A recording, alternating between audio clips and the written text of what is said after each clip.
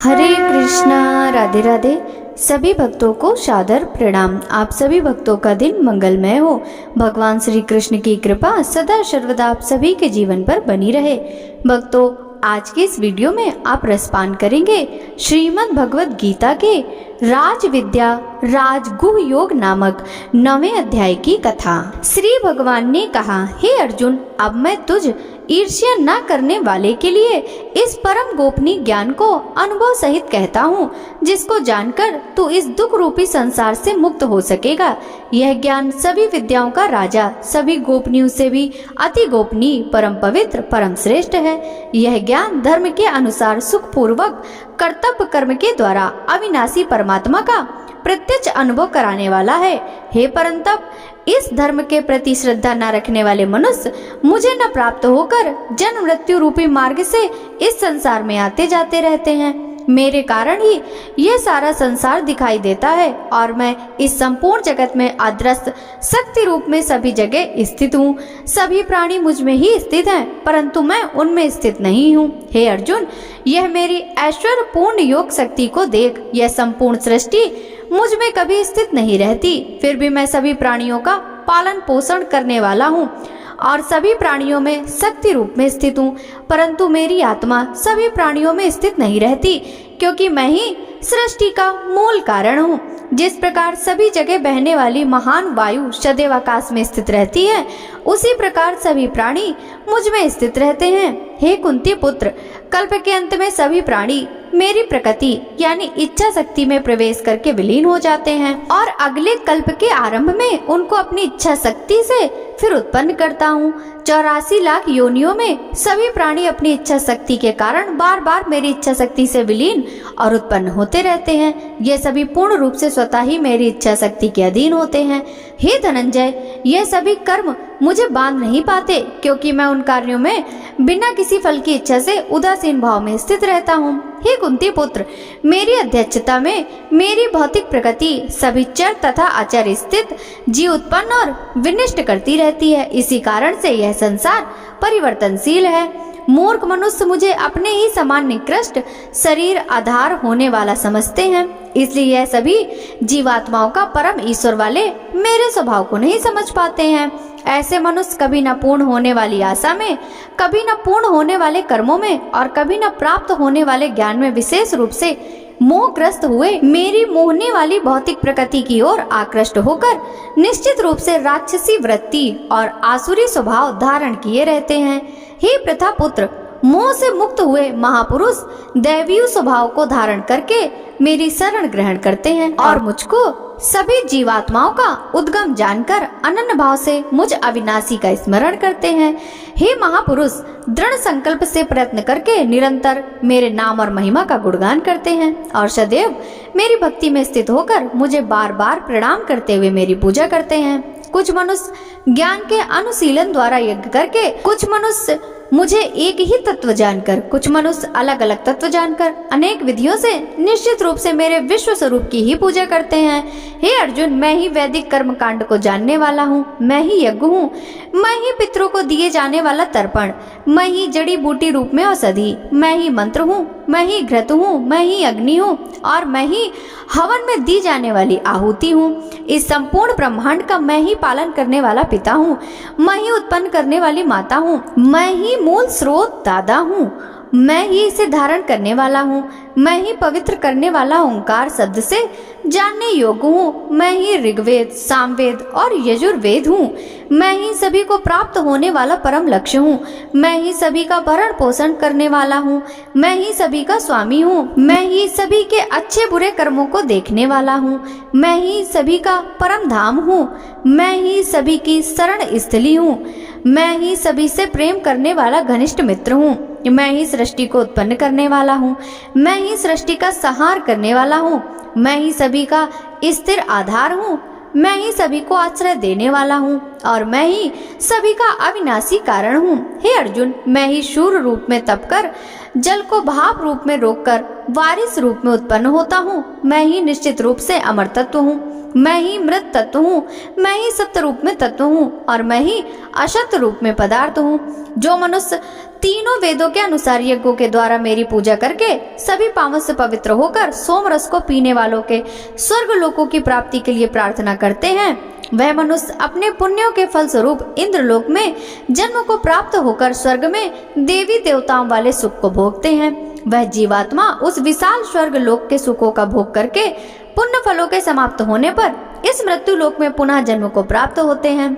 इस प्रकार तीनों वेदों के सिद्धांतों का पालन करके सांसारिक सुख की कामना वाले मनुष्य बार बार जन्म और मृत्यु को प्राप्त होते रहते हैं। जो मनुष्य एकमात्र मुझे लक्ष्य मानकर अनन्य भाव से मेरा ही स्मरण करते हुए कर्तव्य कर्म द्वारा पूजा करते हैं, जो सदैव निरंतर मेरी भक्ति में लीन रहता है, उस मनुष्य की सभी आवश्यकताएं और सुरक्षा की जिम्मेदारी मैं स्वयं निभाता हूँ। हे कुंती पुत्र, जो भी मनुष्य श्रद्धा भक्ति पूर्वक भक्ति भाव से अनंत देवी देवताओं को पूजा करते हैं, वह भी निश्चित रूप से मेरी ही पूजा करते हैं, किंतु उनका वह पूजा करना अज्ञानता पूर्ण रूप मेरी प्राप्ति की विधि से अलग त्रुटि पूर्ण होता है।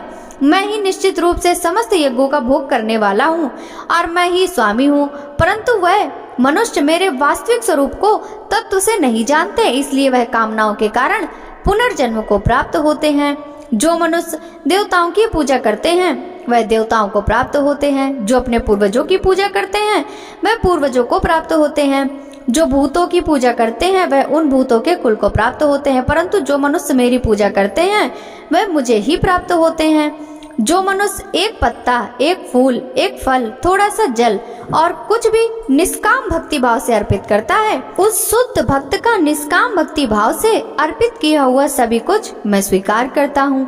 हे कुंती पुत्र, तू जो भी कर्म करता है, जो भी खाता है, जो भी हवन करता है, जो भी दान देता है और जो भी तपस्या करता है, उस सभी को मुझे समर्पित करते हुए कर। इस प्रकार तू समस्त अच्छे और बुरे कर्मों के फलों के बंधन से मुक्त हो जाएगा और मन से सभी सांसारिक कर्मों को त्याग कर मन को परमात्मा में स्थिर करके विशेष रूप से मुक्त होकर मुझे ही प्राप्त होगा। मैं सभी प्राणियों में समान रूप से स्थित हूँ। सृष्टि में न किसी से द्वेष रखता हूँ और न ही कोई मेरा प्रिय है, परंतु जो मनुष्य शुद्ध भक्ति भाव से मेरा स्मरण करता है तब वह मुझ में स्थित रहता है और मैं भी निश्चित रूप से उसमें स्थित रहता हूँ।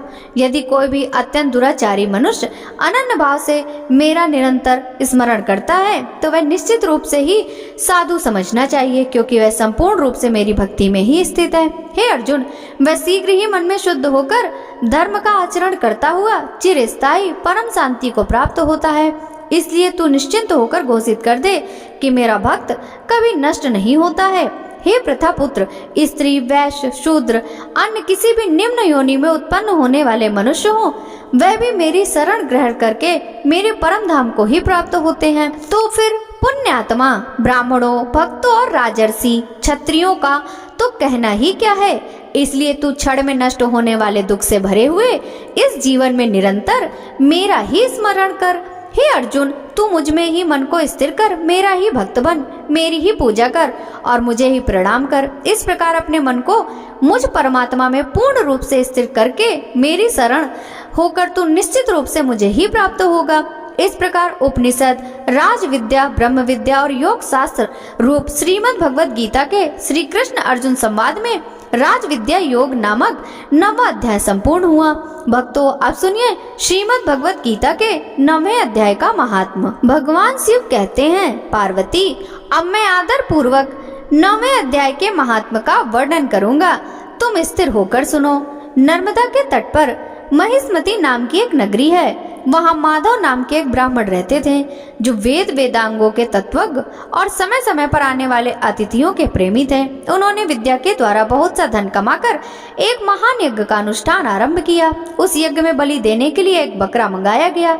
जब उसके शरीर की पूजा हो गई तब सबको आश्चर्य में डालते हुए इस बकरे ने हंसकर उच्च स्वर में कहा, ब्राह्मण, इन बहुत से यज्ञों द्वारा क्या लाभ है? इनका फल तो नष्ट हो जाने वाला तथा ये जन्म, जरा और मृत्यु के कारण भी है।